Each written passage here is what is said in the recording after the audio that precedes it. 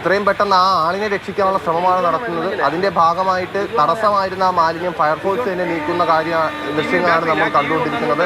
അതിനവർ എത്രത്തോളം പണിപ്പെടുന്നു എന്ന് ഈ ദൃശ്യങ്ങൾ കാണുമ്പോൾ തന്നെ നമുക്ക് മനസ്സിലാവും. മാത്രമല്ല അവർ നിൽക്കുന്ന ഭാഗത്ത് നമ്മൾ ആ വെള്ളം ശ്രദ്ധിച്ചാൽ അറിയാം ഒഴുക്ക് എത്രത്തോളം ഉണ്ട് എന്ന്. കാരണം ഇവിടുന്ന് ഈ മാലിന്യം കിടക്കുന്നതുകൊണ്ട് ഇനി അറ്റത്തുള്ള ഒഴുക്ക് നമുക്ക് കാണാൻ കഴിയില്ല. പക്ഷെ ഇതിന് നല്ല അടിയൊഴുക്കുണ്ട്. ഈ അടിയൊഴുക്ക് ഒരു വെല്ലുവിളി തന്നെയാണ്. കാരണം വെള്ളത്തിനടിയിലൊക്കെ പെട്ടിട്ടുള്ള മാലിന്യത്തിനിടയിലൊക്കെ പെട്ടിട്ടുള്ള ഒരാളാണെങ്കിൽ അദ്ദേഹത്തിന് എത്രത്തോളം അവിടെ നിയന്ത്രിച്ച് നിൽക്കാൻ പറ്റും എന്നുള്ളത് ആശങ്ക ഉളവാക്കുന്നുണ്ട്. എന്തായാലും ഫയർഫോഴ്സ് അത് കൃത്യമായി നോക്കുന്നുണ്ട്. അവർ ആ മാലിന്യം മാറ്റി ആ ഭാഗത്ത് കൃത്യമായി പരിശോധന നടത്താനുള്ള ശ്രമമാണ് നടത്തുന്നത്. തീർച്ചയായിട്ടും സ്വയം ജീവൻ പണയം വെച്ച് അവരങ്ങനെ കിണഞ്ഞു പരിശ്രമിച്ചുകൊണ്ടേയിരിക്കുന്നത് നമുക്ക് ദൃശ്യങ്ങളിൽ കാണാം. കണ്ടാൽ തന്നെ അറപ്പുളവാകുന്ന ഒരു പ്രദേശമാണ് അത്. അത്രയധികം മാലിന്യങ്ങളുള്ള സ്ഥലമാണ്. സുരക്ഷാ മാനദണ്ഡങ്ങളൊന്നുമില്ലാതെയാണോ ഇതിങ്ങനെ തോട് വൃത്തിയാക്കാൻ ഇറങ്ങിയത് എന്നൊക്കെ പ്രേക്ഷകർ പലരും ഇങ്ങനെ ചോദിച്ചുകൊണ്ടേയിരിക്കുന്നു ഹരി. അതും ഒരു ചോദ്യചിഹ്നമാണ്. അപ്പോഴും അത് ഈ സാഹചര്യത്തിൽ നമ്മൾ ചർച്ച ചെയ്യേണ്ടതല്ല എന്ന് തോന്നുന്നു. കാരണം സുരക്ഷത്തിനായി അങ്ങനെ ഒന്നും പറ്റാതെ സംഭവിക്കാതെ ജോയിയെ നമുക്ക് രക്ഷിക്കാൻ കഴിഞ്ഞിരുന്നെങ്കിൽ എന്ന് മാത്രമാണ് ഇപ്പോൾ ചിന്തിക്കുന്നത്.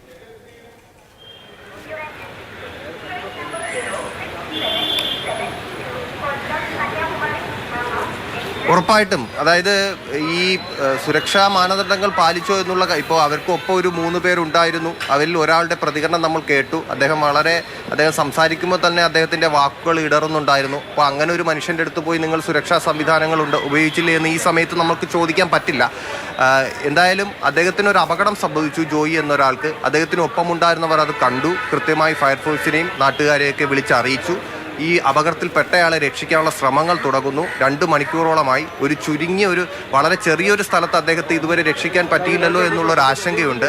അദ്ദേഹം വെള്ളത്തിനടിയിലാണ്. അദ്ദേഹത്തിന് എത്രത്തോളം അവിടെ തുടർന്ന് കഴിയാൻ സാധിക്കുമെന്നുള്ളത് അറിയില്ല. ഈ മാലിന്യ കൂമ്പാരം ഉണ്ടായിരുന്നു. ഒരുപക്ഷെ ഈ മാലിന്യങ്ങളൊന്നും ഉണ്ടായിരുന്നില്ല എന്നുണ്ടെങ്കിൽ ഇങ്ങനെ ഒരു സിറ്റുവേഷൻ ഉണ്ടാകുമായിരുന്നില്ല. പക്ഷെ വെള്ളത്തിനടിയിലേക്ക് അദ്ദേഹം പെട്ടുപോയി. ഈ ഒരു ആശങ്ക ഉള്ളത് നേരത്തെ പറഞ്ഞത് തന്നെയാണ്. ഈ റെയിൽവേ ട്രാക്കിൻ്റെ ആ അടിയിലുള്ള ആ ഭാഗത്തേക്ക്, അതായത് തുരങ്കം വഴി ആ ഭാഗത്തേക്ക് അദ്ദേഹം പെട്ടുപോയിട്ടുണ്ടോ എന്നുള്ളൊരു ആശങ്കയാണ് ഇപ്പോൾ ഉള്ളത്. പക്ഷെ അത് നമുക്ക് ഇവിടെ നിന്ന് കൃത്യമായി കാണാനോ പറയാനോ കഴിയില്ല. അതിൻ്റെ അടിയിൽ മാലിന്യങ്ങളും മറ്റുമൊക്കെ കൂമ്പാരങ്ങളായി ഉണ്ട് എന്ന് ചിലർ പറയുന്നുണ്ട്. അതുകൊണ്ട് ദൃശ്യങ്ങൾ നമുക്കത് കാണിക്കാനും പറ്റില്ല. അതിന് പരിമിതികളുണ്ട്. അദ്ദേഹം അപകടത്തിൽ പെട്ടുപോയ സ്ഥലം മാത്രമാണ് നമുക്ക് ക്യാമറയിലൂടെ കാണിക്കാൻ പറ്റുന്നത്. അവിടെയാണ് ഇപ്പോൾ തിരച്ചിൽ നടക്കുന്നത്. ആ പരിസരത്തൊക്കെ തിരച്ചിൽ നടക്കുന്നുണ്ട്. പിന്നെ നേരത്തെ സംസാരിച്ച ഓട്ടോ ഡ്രൈവർ പറയുന്നുണ്ട് ഇതിൻ്റെ തൊട്ടപ്പുറത്ത് റെയിൽവേ ട്രാക്ക് കഴിഞ്ഞിട്ട് അപ്പുറത്തേക്ക് ഒരു ഗേറ്റ് ഉണ്ട്, ഇതുപോലെ ഫെൻസിങ് പോലെ വച്ചിട്ടുണ്ട്. അവിടെ പോയി ഫയർഫോഴ്സുകാർ നോക്കി അതിനുശേഷമാണ് അവർ തിരിച്ചിവിടെ വന്നിട്ട് ഇവിടെ പരിശോധന നടത്തിയത് എന്നുള്ള കാര്യം പറഞ്ഞു വയ്ക്കുന്നുണ്ട്. അങ്ങനെയാണെങ്കിൽ ഒരുപക്ഷെ അദ്ദേഹം അങ്ങ് പോയിട്ടുണ്ടാവില്ല എന്ന് നമുക്ക് പ്രതീക്ഷിക്കാം. ഈ ഭാഗത്ത് എവിടെയെങ്കിലും തന്നെ, അതായത് ആ മാലിന്യങ്ങളൊന്നും മാറ്റിക്കഴിഞ്ഞാൽ ഒരു പക്ഷേ ഫയർഫോഴ്സിന് അവിടെ കൃത്യമായി അവരെ നോക്കാൻ സാധിക്കുമെന്ന് തോന്നുന്നു. ശ്വസിക്കാനാവുന്ന സാഹചര്യത്തിൽ എവിടെയെങ്കിലും ഒന്ന് തങ്ങിയിരുന്നെങ്കിൽ എന്ന് മാത്രമേ ആകാംക്ഷയുടെയും ആശങ്കയുടെയും ചുറ്റും കാത്തു നിൽക്കുന്നവർക്ക് നമുക്കൊക്കെയും പറ്റുന്നുള്ളൂ ഹരി.